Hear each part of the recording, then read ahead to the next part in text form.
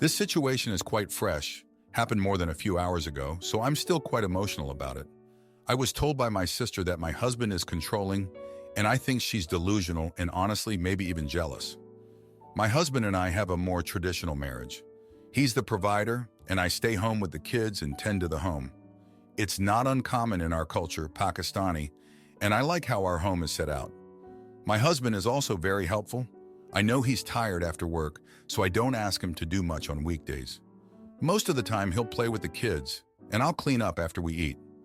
On weekends, we do everything together: laundry, cooking, cleaning, etc.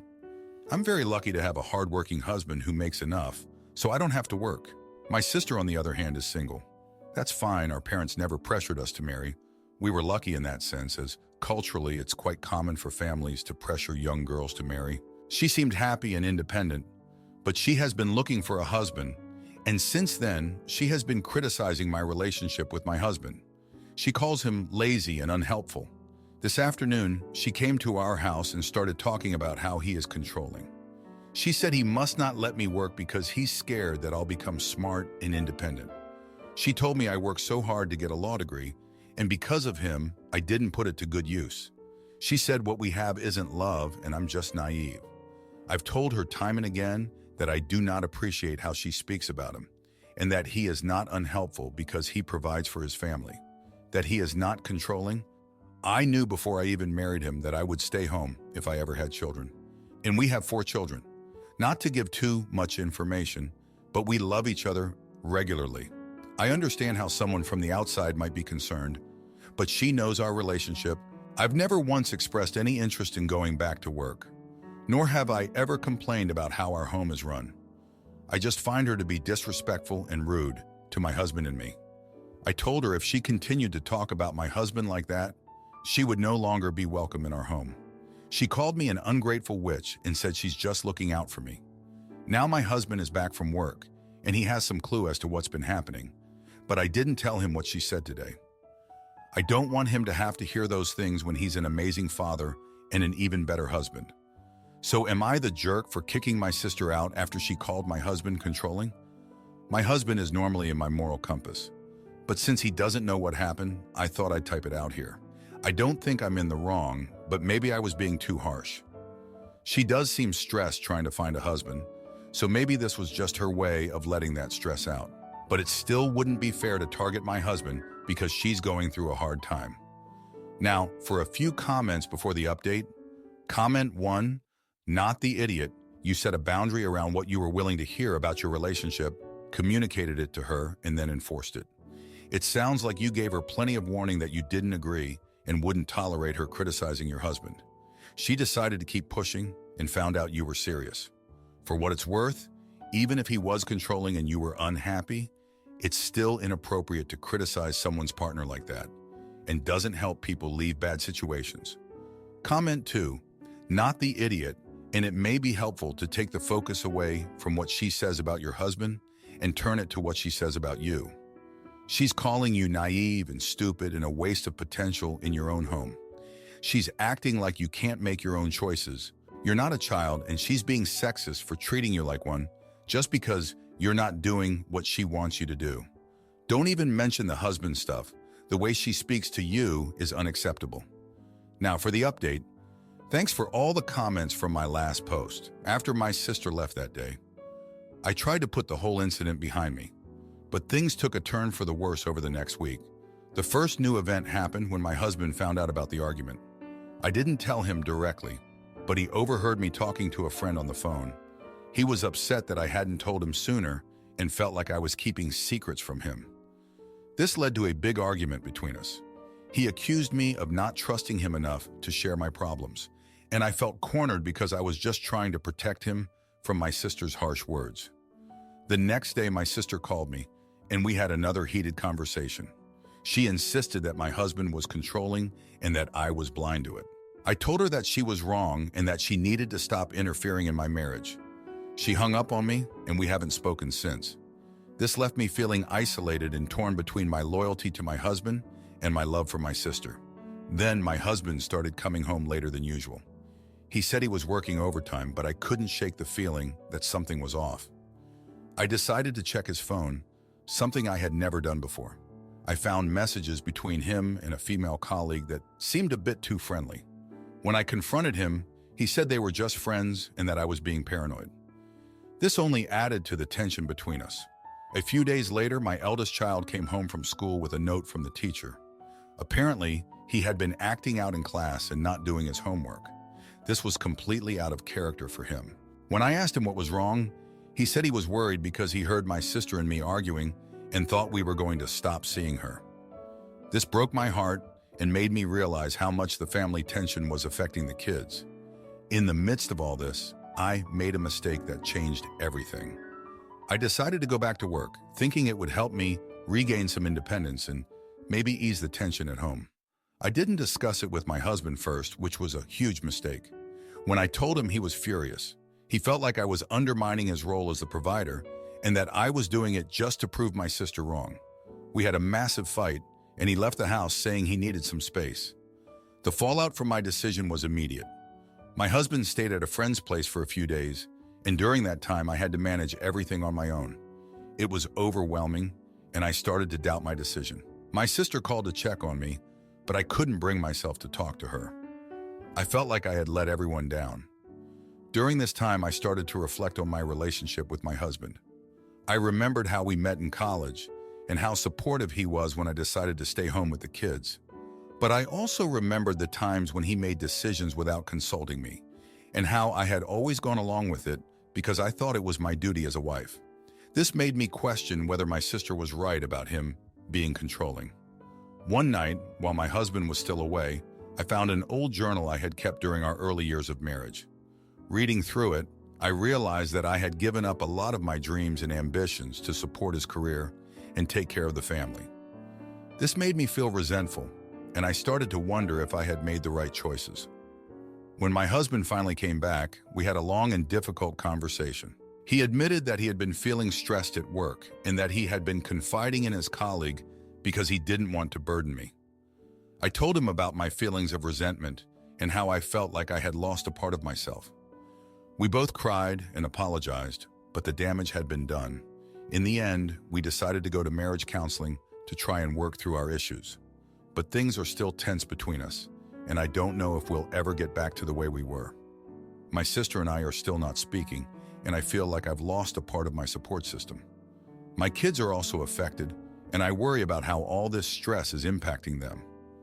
Looking back, I realized that my mistake was not communicating openly with my husband and making decisions without considering the impact on our family. I also regret not setting boundaries with my sister earlier. This whole situation has been a wake-up call for me, and I hope that with time and effort, we can rebuild our relationship and find a way to move forward. Thanks for reading. Am I the idiot for telling my brother to deal with his own pets? While I'm 9 months pregnant, I am 9 months pregnant, just a couple weeks away from giving birth, and my mom had been wanting to come to help my husband, 26 years old, and I, 24 years old, ever since we found out we were having a baby. My brother, 32 years old, lives an hour away, and we've been pretty much sharing our mom since we are both her kids, and she wants to be with us both. Even if my brother mostly just wants our mom to come over to help him clean and keep his house together, because he and his fiancée are both slobs and don't know how to handle a household. She is with me now, but he still asks her sometimes if she can come just to do a quick cleanup. We are pretty close even though his father is not my father. We grew up together and have an okay relationship. He found out over the weekend that his father has been hiding a bad illness from him, and he's now in the hospital. So my brother decided he will be leaving the country this week since this emergency has come up. He has a fish, a hamster, and a dog that are my nieces, and his fiancée, who's apparently got very bad anxiety and codependency, is coming too. She can't stay behind to take care of things while my brother is gone or she will lose her mind. And since they're both leaving, he's asking our mom to take care of his pets until the end of the week. My husband and I have 2 dogs and a guinea pig, and instead of asking a friend or neighbor, he asked our mom to take care of these things, and she came up with the idea of bringing all his pets here so she can take care of them and also wait for our baby to arrive at the same time. This would mean that our house would be fuller. We would need to take care of 3 more pets, keep switching between kennels for our dogs since they hate each other. so I would be putting my own dogs away in their own house, which I think is kind of unfair. I told my mom I would rather have her go to my brother's place and save myself from the headache and the stress of it, considering our baby could come at any point. But she's sad that she is trying to help us both, and by going to my brother's place, she could potentially miss the birth of our child. My husband and I feel abandoned and pretty hurt, since this is not the first nor the last time my brother just throws us under the bus for his personal agenda. And this also means that our mom is leaving us during these important times. I want to support my brother in this tough time, but I feel like I'm the one getting screwed over. I think everything could go smoothly if his fiancée stayed back and took care of their house instead of asking our mom. I also get our mom's point of view and how this could be painful for her since she wants to help us both. They don't seem to understand how important it is for me to keep plans, keep my sanity and calm, as well as to have our mom in the delivery room with me. Now, for a few comments before the update. Comment 1. You trivialize the mental health of your brother's girlfriend. Call his dad being in the hospital his personal agenda, and seem to think that your pregnancy trumps everything. You have a husband to take care of the animals and support you. Your brother doesn't. And ask your mom. You don't even know if your mom will miss the birth, yet you're already complaining. Would she even be in the room, or would she be at your house taking care of your pets? You sound very me. Comment 2. Bring your brother's fish and hamster to your house. Find someone or somewhere to take care of your brother's dog. Do not get further involved in wishing his fiancée would see the light and stay home. She won't. Or coordinating schedules for 2 dogs who don't get along. Not the jerk for wanting your mother with you for the birth of your child. Now, for the update. Hey everyone, thanks for checking in. So 2 weeks have passed since my last update, and things have been pretty hectic. My brother did leave the country to be with his dad, and as expected, his fiancée went with him. My mom decided to bring all his pets to our place, despite my concerns. The first few days were chaotic. Our dogs and his dog did not get along at all, and we had to keep them separated, which was a logistical nightmare. The hamster and fish were easier to manage, but it was still extra work we didn't need. One night, my husband and I had a big argument about the situation. He felt like I wasn't standing up for us enough, and I felt torn between supporting my brother and keeping our sanity. It was the first time we really clashed over something like this, and it brought up a lot of hidden feelings. He admitted he felt like I always put my family's needs before ours, and I realized he was right. I've always been the problem solver, trying to keep everyone happy, but it was clear that it was taking a toll on our relationship. Meanwhile, my mom was visibly stressed, trying to juggle everything. She was constantly running around, taking care of the pets and trying to be there for me. One evening, she broke down in tears, saying she felt like she was failing both of her kids. It was heartbreaking to see her like that, and it made me realize how much pressure she was under. I told her she didn't have to do it all, but she insisted she wanted to be there for both of us. Then something unexpected happened.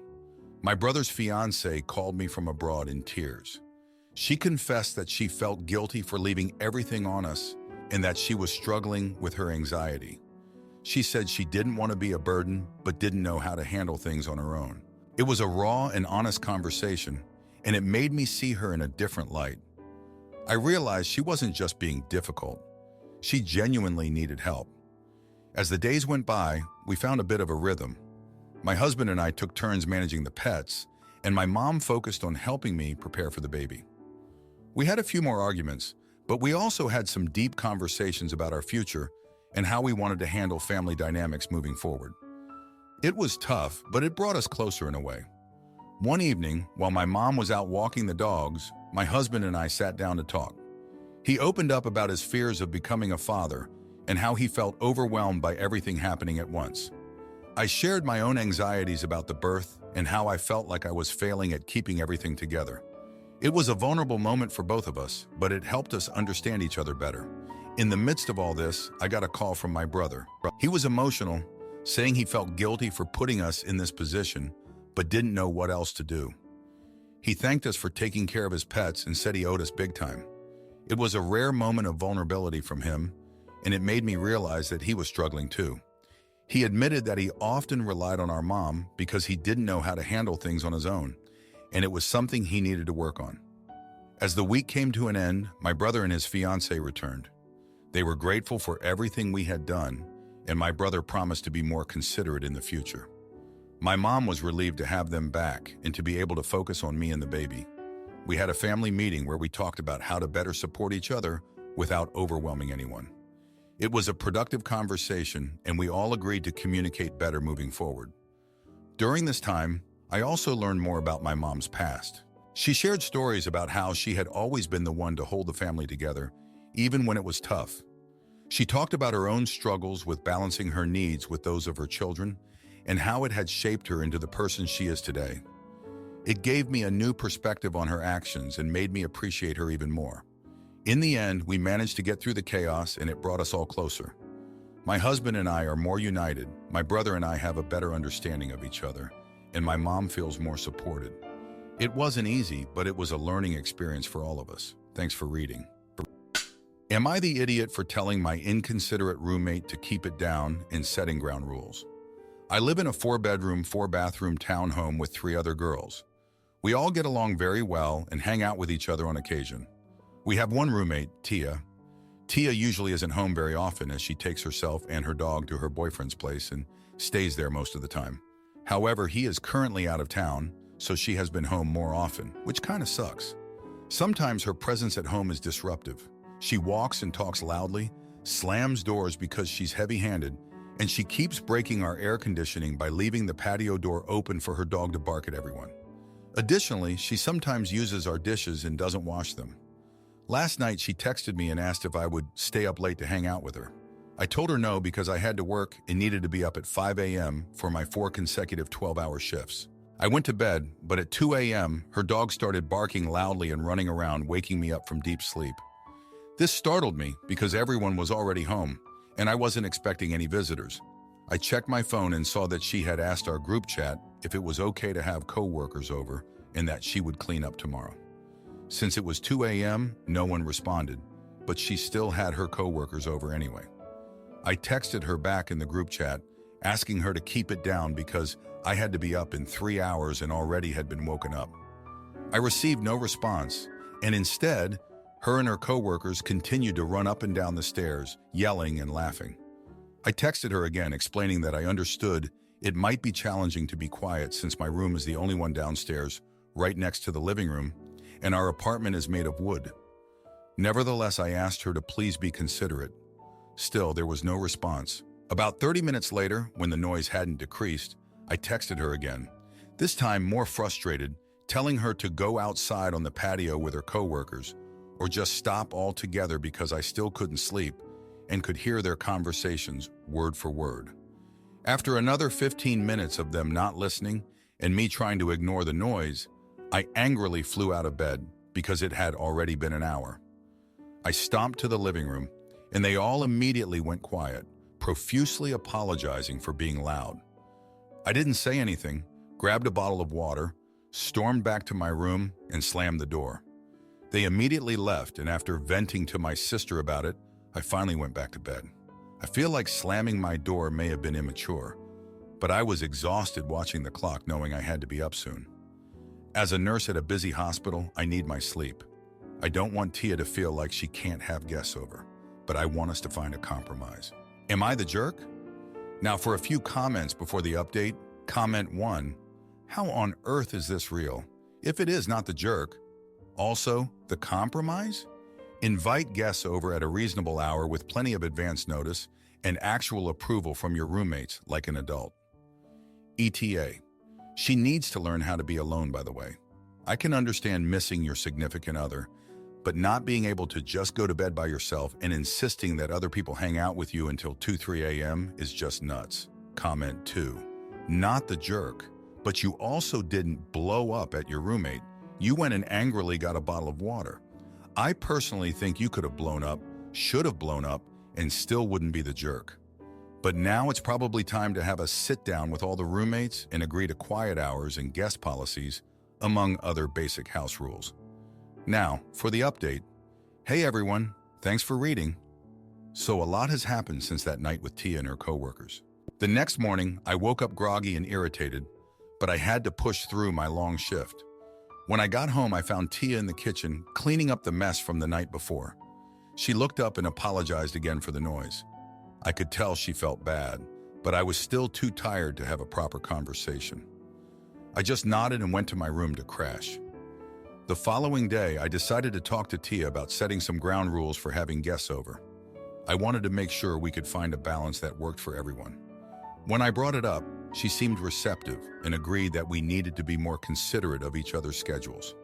We decided to have a house meeting with the other roommates to discuss it further. During the meeting, we all shared our thoughts and concerns. It was a productive conversation, and we came up with a plan to notify each other in advance when we wanted to have guests over, especially late at night. We also agreed to keep the noise level down after 10 p.m. on weekdays. Tia seemed genuinely committed to making things better, and I felt hopeful that we could move forward without any more issues. However, things took an unexpected turn the next day. I came home from work to find Tia sitting on the couch, looking upset. She told me that her boyfriend had broken up with her while he was out of town. She was devastated and didn't know what to do. I felt a pang of sympathy for her, despite the recent tension between us. I sat down next to her and listened as she poured her heart out. As Tia talked about her relationship, I realized that she had been using her time at her boyfriend's place as an escape from her own problems. She admitted that she felt lonely and disconnected from us, her roommates. This revelation changed my perspective on her behavior. I had always seen her as inconsiderate, but now I understood that she was struggling with her own issues. Over the next few days, I noticed a change in Tia. She started spending more time at home and making an effort to connect with us. She even cooked dinner for all of us one night, which was a pleasant surprise. We all sat down together and had a great time, laughing and sharing stories. It felt like we were finally starting to bond as a group. But then something happened that shook us all. One evening, Tia's dog got out of the house and ran into the street. We heard a loud screech and a thud, and our hearts sank. We rushed outside to find Tia's dog lying on the ground, injured. Tia was beside herself with worry, and we quickly took the dog to the emergency vet. Thankfully, the dog survived. But it was a wake-up call for all of us. We realized that we needed to be more responsible and attentive, not just to our pets, but to each other as well. This incident brought us closer together, and we started to look out for one another more. In the aftermath of the dog's accident, Tia opened up to us about her past. She told us about her difficult childhood and how she had always struggled to form close relationships.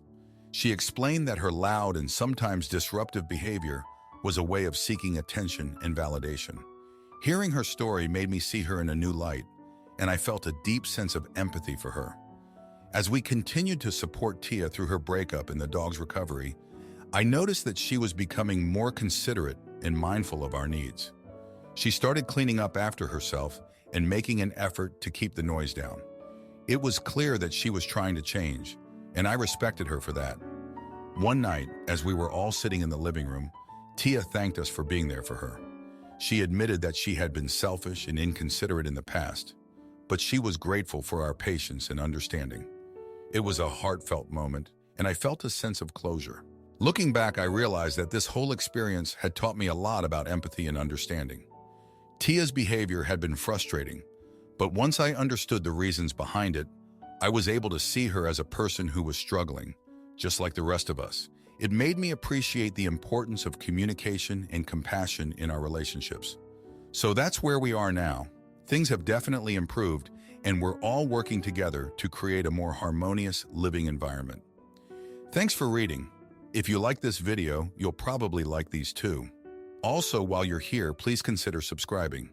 It's your support that keeps this channel alive and allows me to make better and longer videos. Have a great day.